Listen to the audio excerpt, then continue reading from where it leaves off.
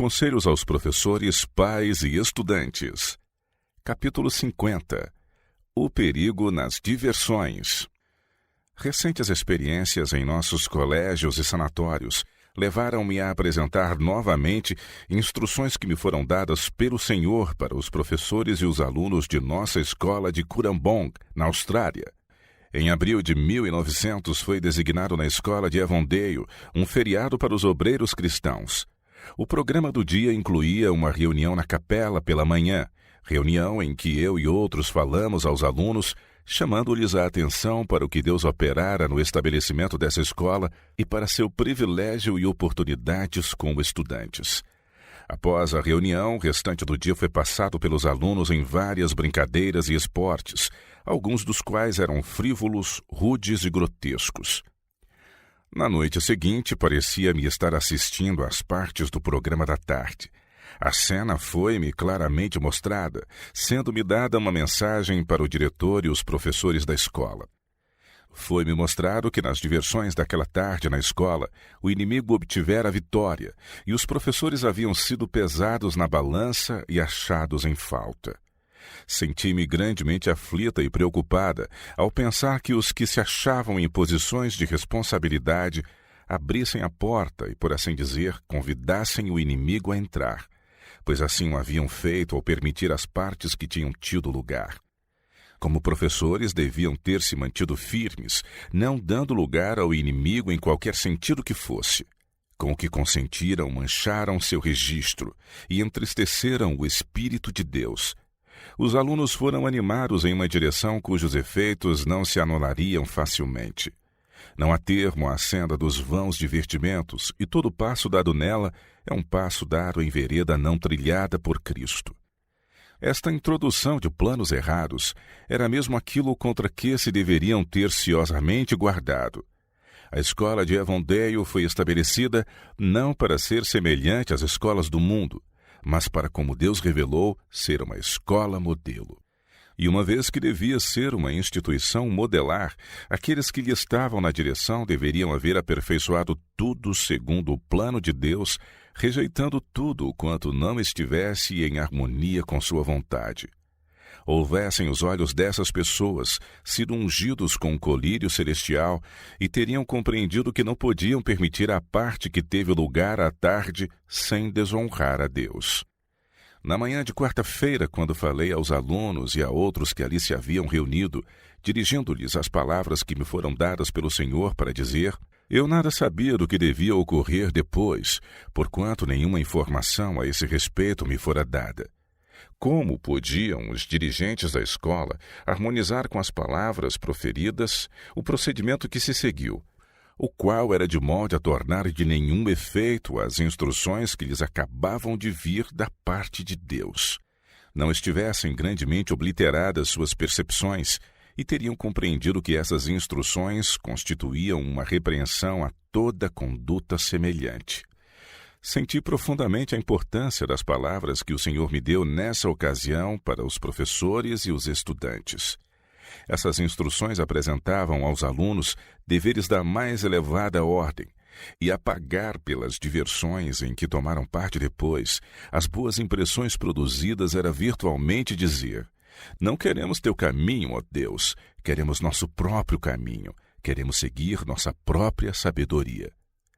Durante a noite fui testemunha do que se realizara nos terrenos da escola. Os alunos que tomaram parte na grotesca pantomima apresentada representaram a mente do inimigo, alguns por maneira deveras imprópria. Foi-me apresentada uma visão das coisas, visão em que os alunos estavam jogando partidas de tênis e de cricket. Foram-me dadas então instruções quanto ao caráter dessas diversões. Elas me foram mostradas como uma espécie de idolatria, como os ídolos das nações.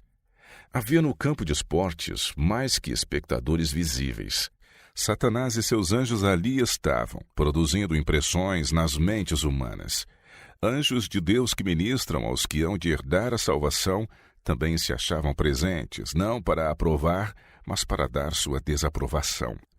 Sentiam-se envergonhados de que tal exibição fosse apresentada por professos filhos de Deus.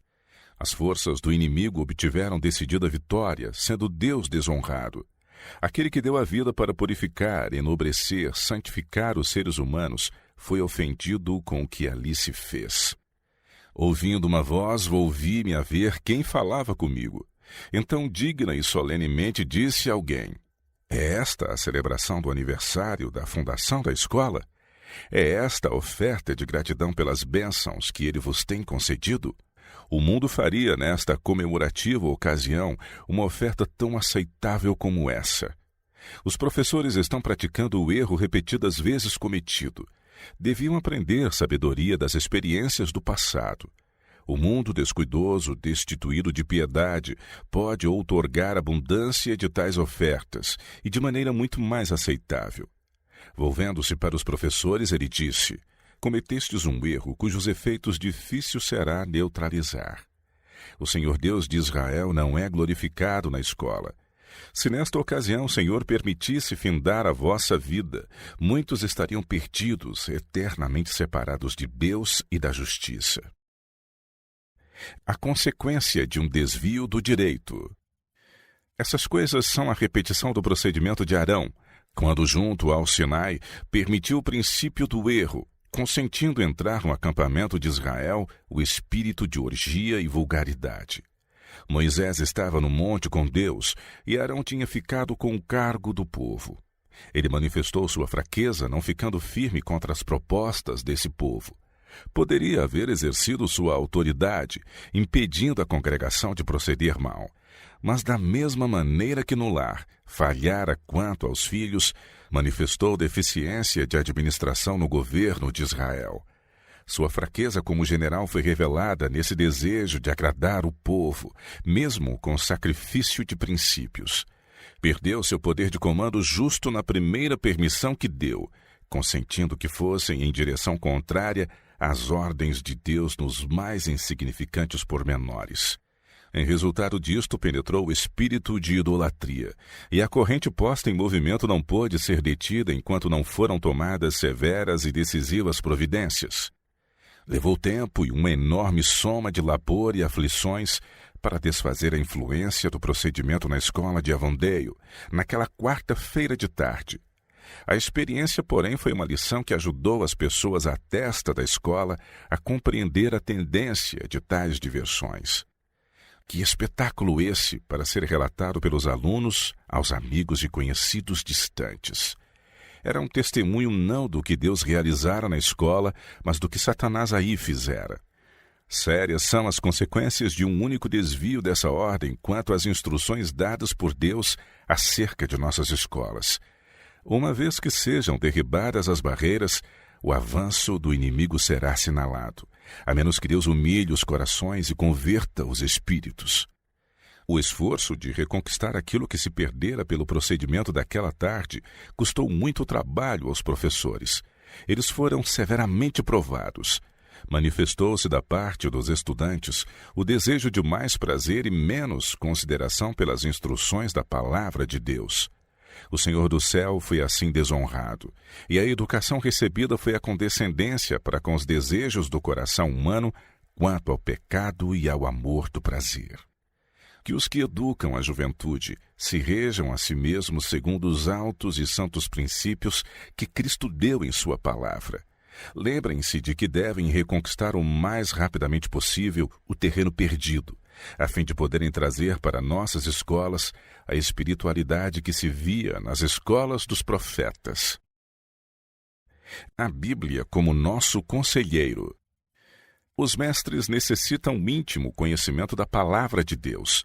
A Bíblia, e ela tão somente, lhes deve ser conselheiro.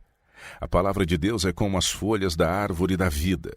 Nela se satisfaz toda a necessidade dos que lhe amam os ensinos e os introduzem na vida prática. Muitos dos alunos que vêm para nossas escolas, embora tenham sido batizados, são inconversos. Ignoram o que seja ser santificado mediante a crença na verdade. Deviam ser ensinados a investigar e compreender a Bíblia, a receber suas verdades no coração e segui-las na vida diária. Assim se tornarão fortes no Senhor, pois os nervos e os músculos espirituais nutrem-se do pão da vida. O Senhor deseja que seus mordomos se desempenhem fielmente dos deveres que lhes cabem, em seu nome e no seu poder.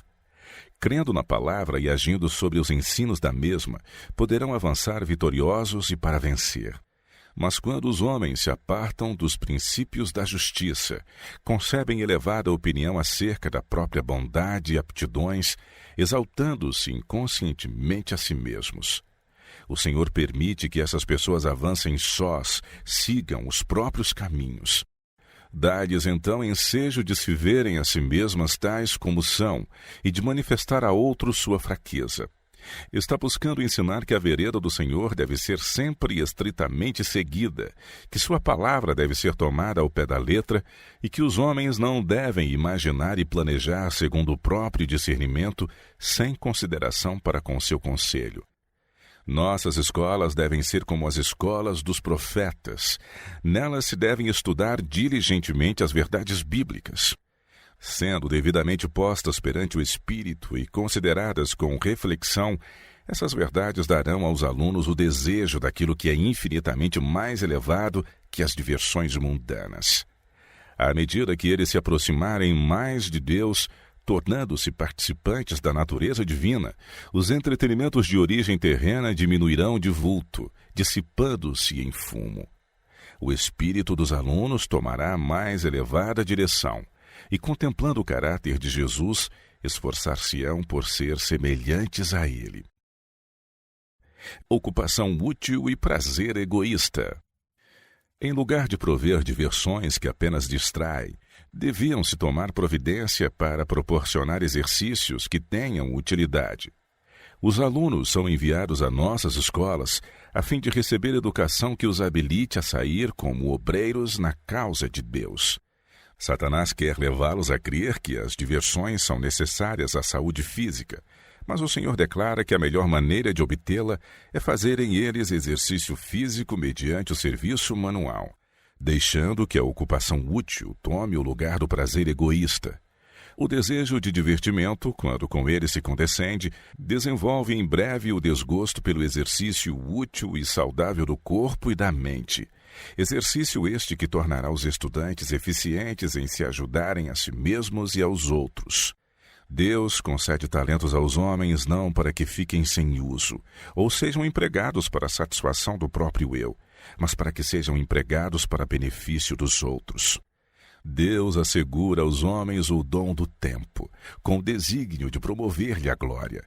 Quando esse tempo é usado em prazer egoísta, as horas assim passadas são perdidas por toda a eternidade. Nossa juventude deve ser circundada de sãs e enobrecedoras influências. Eles devem ser conservados no amor da verdade. Elevada deve ser a norma posta perante eles.